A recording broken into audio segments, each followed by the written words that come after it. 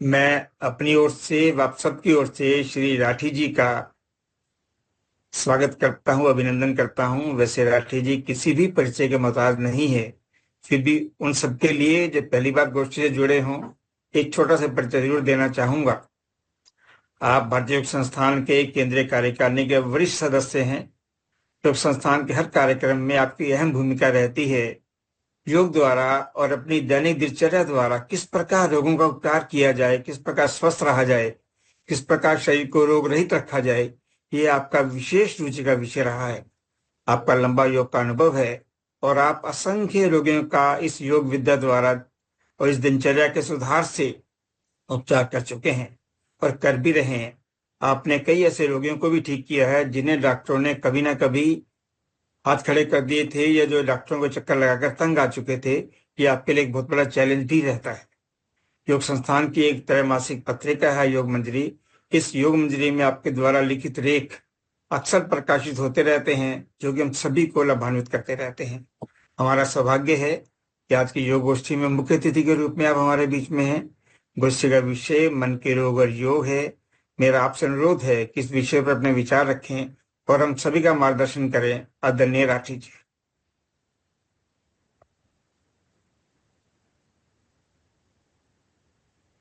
बीमारियां पैदा करने में शरीर की तुलना में मन 100 गुना अधिक शक्तिशाली है। जब हम मन कहते हैं तो इसे मस्तिष्क से अलग मान लें। मस्तिष्क के रोग जैसे अल्जमीर है या मतलब एमएस का रोग है, वो एक अंग के रोग हैं, लेकिन मन उससे भी कई गुना अधिक शक्तिशाली है। मन एक अंग नहीं है।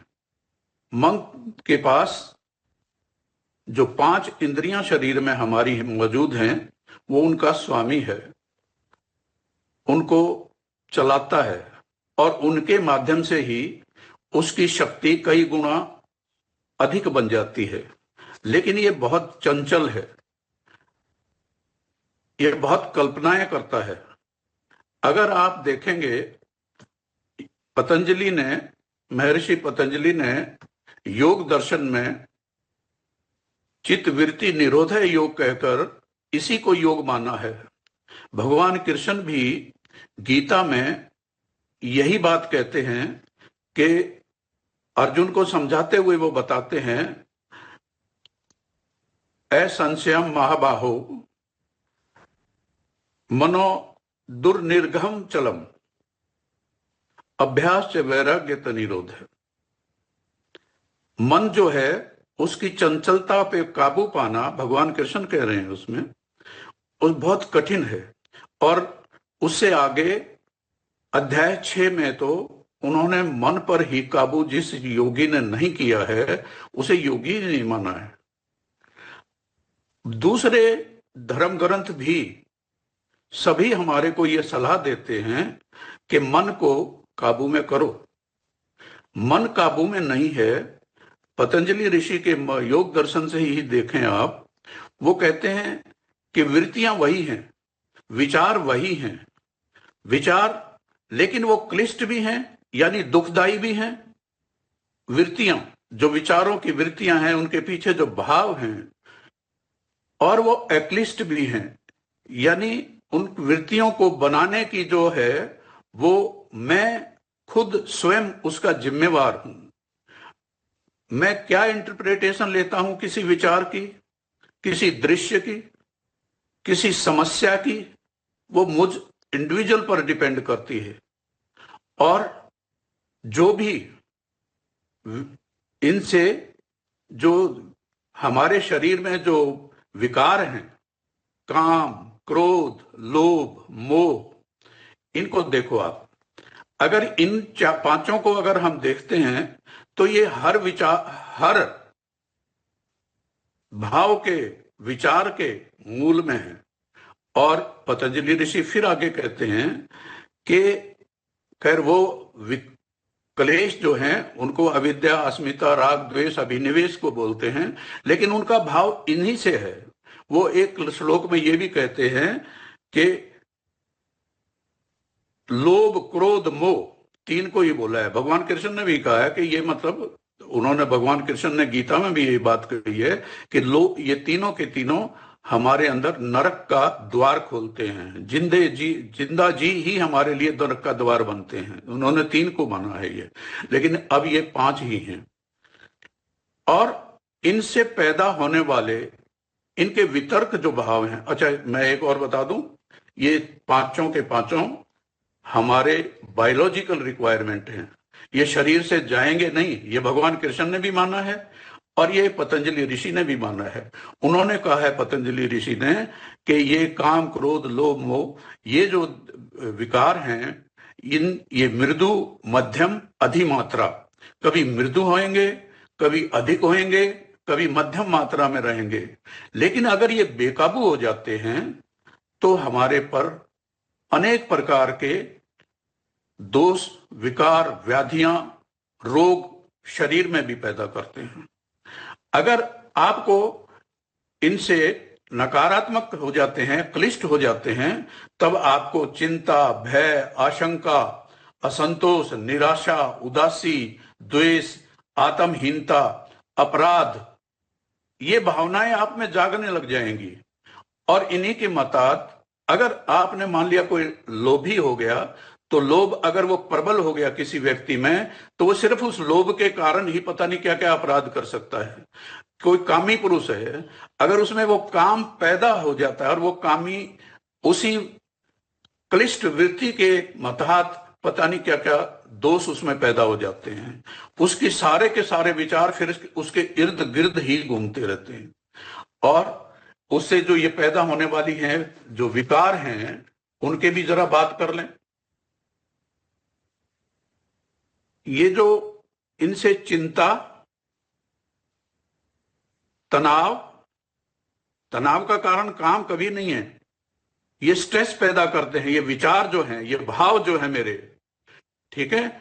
भगवान न महर्षि पतंजलि कहते हैं, क्लेश मूले कर्माश्य दृष्ट अदृष्ट जन्म वेदनीय। कितनी बड़ी बात है।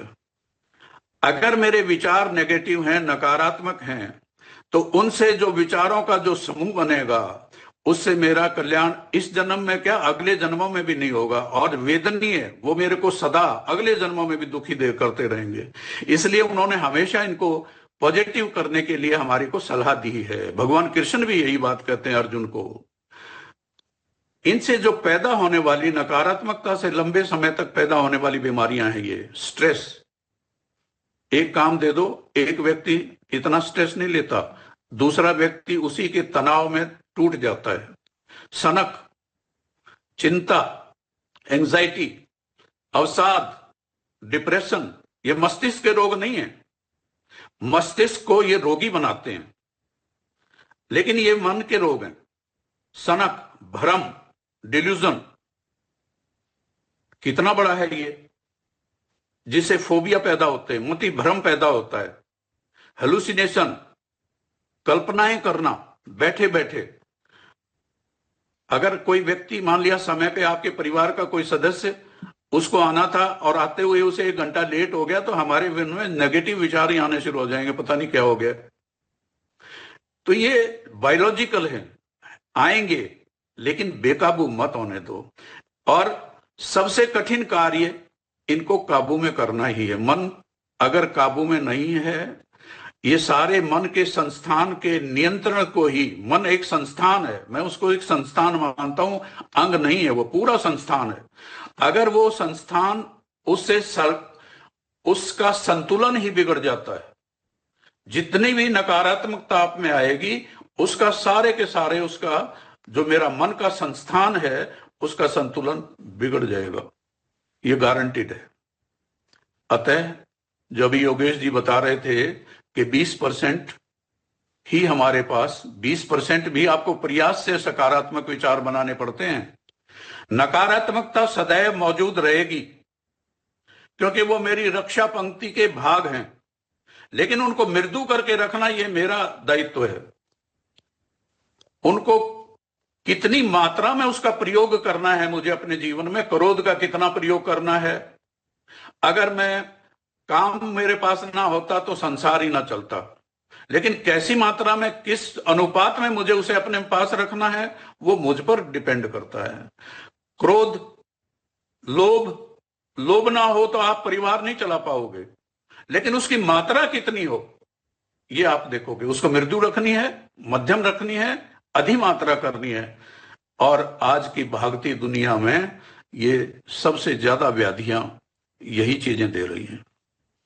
शरीर नकारात्मक विचारों को अपने पर हमला मानता है और हमारी जितनी भी रक्षा प्रणाली है शरीर की, वो हेवायर हो जाती है। इसमें ये दुखों का कारण है। जितनी भी हम कल्पनाएं करेंगे, दृश्य बनाएंगे, दृश्य देखेंगे, हमारी विजडम, हमारा इंटेलेक्ट, हमारी बुद्धि उसी के अनुसार चल पड़ती है। अगर आप कोई पिक्चर देख रहे हो, आपका रोने का कोई मन नहीं था और उसमें ऐसा सीन आ गया जिसमें रोना पड़ रहा है, यानी कि बुद्धि और दृश्य की जब एक रूपता होती है, पतंजलि ऋषि ने कही है ये बातें, दृक दृष्ट दृष्टा, दृक दृष्टा, जो संयोग हेवाय, यही रोगों का कारण बताया। जब हमारी ये दृश्य जो बनते हैं, ये विचारों के दृश्य बनाने के कई तरीके उन्होंने दिए, उन्होंने 5 बताए हैं। वो उस दृश्य से आप पॉजिटिव विचार भी पैदा कर सकते हो, उसी दृश्य से आप नेगेटिव विचार भी पैदा कर सकते हो। वो शब्द के अनुपाती हैं। उन्होंने कहा है शब्द ज्ञानानुपति, ज्ञानानुपाति, वस्तु शून्य विकल्प। अगर एक शब्द बोल रहा है कोई व्यक्ति, उस शब्द में आपको बड़ा प्यारा लग रहा है, बहुत अच्छे लग रहे हैं, बहुत वो कर रहे हैं, लेकिन आपका उससे ज्ञान, आपने उसमें कोई वस्तु शून्य, उसमें कुछ नहीं है आपके पास, वो उसमें शून्य है। व्यवहारिक रूप से वो ऐसा नहीं है वो व्यक्ति, लेकिन वो आपको जरूर व्यथित कर देगा। ऐसा खासकर पॉलिटिशियन को देखो, क्या कहेंगे 2050 में देश की काया पलट हो जाएगी। अब वस्तु तो उसने है इसमें, 2050 पता नहीं हम देखेंगे कि नहीं देखेंगे, लेकिन आपके ज्ञान पर इसका प्रभाव आएगा। एक दृश्य आप अपने आप बना लोगे और इसी दृश्य से बचना ही, अपनी विजडम को अपने अंदर स्थापित करना ही, जो आत्म साक्षात्कार है उसमें रहना, यही व्यक्ति कहते हैं कि अपनी विजडम को डेवलप करो, यही योग है। और अब जरा इनको देख लो। अगर रक्षा प्रणाली हमारी हेवायर हो जाती है, यानी धाराशायी हो जाती है, जब भी नकारात्मक विचार आएंगे, बॉडी अपने आप, आपकी एड्रेनल ग्रंथि जो है वो कॉर्टिसोल के हार्मोन रिलीज कर देती है। और जो मेरे को ठीक, जो पॉजिटिव हार्मोन है, कौन से हैं, जो toxin, oxytocin, endorphin, dopamine, melatonin, serotonin, ये जो मुझे हैप्पीनेस देते हैं, मुझे नींद देते हैं, मुझे इस संसार में जीने की शक्ति देते हैं, ये ऐसे हार्मोन बॉडी बनाती है। लेकिन ये जब कॉर्टिसोल रिलीज होता है ना, वो भागो या लड़ो, फाइट और फ्लाइट, उस श्रेणी में जब हमारे को डाल देता है तो आपके लीवर पर सीधा प्रभाव पड़ता है। उसके अंदर से इतनी शक्ति का हनन होता है, आप अनुमान नहीं लगा सकते। आपके पैर की सब मांसपेशियां उसके बाद टूट जाएंगे, आपके दर्द शुरू हो जाएंगे। और जब ये नकारात्मक विचार रहते हैं तो एक सिंड्रोम बन जाता है। सिंड्रोम मतलब एक ऑटो इम्यून डिजीज बन जाती है। ऐसी डिजीज के आपको छोटा सा भी नकारात्मक विचार आया नहीं कि आपकी एड्रेनल ग्रंथि ने यही हार्मोन रिलीज किया नहीं। इससे आपको शुगर, ब्लड प्रेशर, हार्ट, हृदय रोग, मानसिकता के रोग, मानसिकता भी बीमार होने लग जाती है। और आप इन विचारों को परमानेंट मान लेते हो। ऐसा लगने लग जाता है, मेरे पास जितने भी आते हैं मैं सबको देखता हूं कि ये तो जाएंगे नहीं, ये तो अपने आप आ जाते हैं। अपने आप नहीं आते भाई विचार। सबसे पहले रिस्पॉन्सिबिलिटी लो कि विचार का स्वामी मैं हूं, मेरा स्वामी विचार नहीं है। अगर आपने विचार को स्वामी बना दिया तो फिर तो आपको नकारात्मक, क्योंकि उसकी मात्रा शरीर में ज्यादा है, अगर वो स्वामी बन गया तो फिर आप ठीक ही नहीं कर पाओगे उसको। यही योगाभ्यास है। और इसके अंदर लेकिन जो कॉर्टिसोल ने, जो उन रक्षा पंक्ति के हार्मोन ने जो मेरे शरीर में, जो मेरी मांसपेशियों में, मेरी नस नाड़ियों में जो ऐंठन, अकड़न, जकड़न पैदा करी थी, उसको ठीक करने के लिए मैंने आसन और प्राणायाम का सहारा अनिवार्य रूप से लेना पड़ेगा। केवल ध्यान से या इनसे गुजारा नहीं होता है, क्योंकि जब तक फिजिकल चीजें नहीं जोड़ेंगे तो जो पॉजिटिव हार्मोन है बॉडी के वो नहीं आएंगे। और दूसरी चीज, आसनों के अभ्यास से जो आकुचन संकुचन होता है उससे मेरी मांसपेशियों में जो जो द्रव्य जमा हो गया, जो टॉक्सिसिटी क्रिएट हुई थी उस हार्मोन के कारण, वो टॉक्सिसिटी को ड्रेन आउट करने के लिए, उसे बाहर निकालने के लिए मेरे लिए वही दोनों सहायक हैं।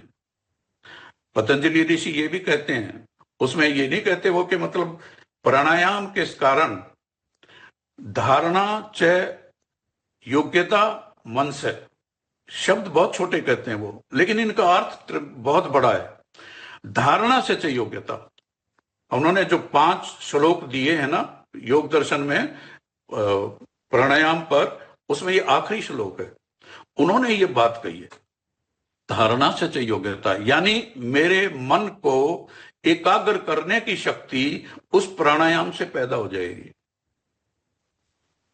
तो कितनी सुंदर बात है। अब आपको इनको पॉजिटिव, पहली बात कि रिस्पॉन्सिबिलिटी लो कि मैं नकारात्मक विचारों से जूझ रहा हूं। वितर्क बांधने प्रतिपक्ष भावनम, उन्होंने, पतंजलि ऋषि ने कहा है जब तक वितर्क, नेगेटिविटी का वितर्क नहीं करोगे, चाहे वो मेरे पास कैसे भी हो, उन्होंने तो यहां तक कहा है उसे कृतकारिता अनुमोदिता, अगर मैं उसका अनुमोदन भी करता हूं और उसका वितर्क तैयार कर लेता हूं नेगेटिविटी का, तो विचार जो है नेगेटिविटी आधी हो जाती है, आप पॉजिटिव हो जाते हो। आपको आसन का अभ्यास नित्य प्रतिदिन करें, उसके बाद प्राणायाम अवश्य करें, उसके बाद जो स्थिरीकरण की क्रियाएं हैं उनका अनुपालन करें। योग निद्रा बहुत सहायक है, शव आसन बहुत सहायक है। सबसे पहला मेरा सबसे यही रिक्वेस्ट रहती है कि जब भी नकारात्मक आए, आंख बंद करके उसी टाइम 3-4 बार लंबे लंबे श्वास लो और ईश्वर से हाथ जोड़कर, उसे, ईश्वर को अंदर बाहर नहीं देखना, अंदर देखना है, अंदर स्थापित कर लोगे तो आप उसे नमन होके उस ईश्वर से शक्ति मांगो, आपको शक्ति मिलेगी उस विचार से पीछा छुड़ाने के लिए, क्योंकि वो विचार चिपकते हैं, वो बार बार आएंगे। वो दोस्ती का जो संयोग बन गया है आपके साथ, नकारात्मकता की दोस्ती का, उसको तोड़ोगे तो आप मन की चंचलताओं को रोकने के लिए बाध्य हो जाओगे। आपको आहार भी सात्विक करना है। अगर इस तरह के आप करेंगे तो आप अनिवार्य रूप से मन के रोगों से बच जाएंगे। सिर्फ ये कोरी कल्पनाएं हैं, इन्हीं को लेकिन ठीक करने के लिए आपको योगाभ्यास का सहारा, उसके बिना और कोई तरीका नहीं, कोई दवाई नहीं। बहुत बहुत धन्यवाद आदरणीय वेद प्रकाश राठी जी। आपने एकदम सत्य कहा कि मन हमारे शरीर का हिस्सा नहीं है, पूरा संस्थान है। काम, क्रोध, लोभ, मोह, अहंकार, इसमें वो कीटाणु है जो रहते थे, रहते हैं और रहते रहेंगे, लेकिन इनका बैलेंस करना ये हमारे अपने हाथ में है।